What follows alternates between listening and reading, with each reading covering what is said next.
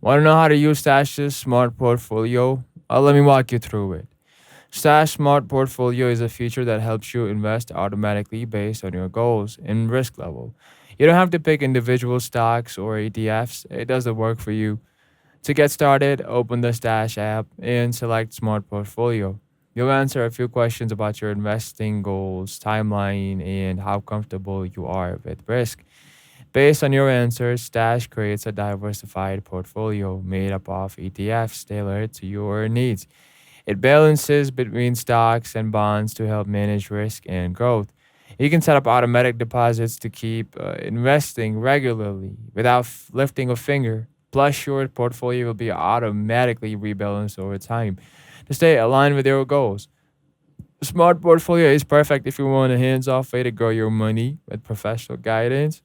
If this helped, like and subscribe for more easy investing tutorials. Got questions, you just drop them below and I'm there to answer.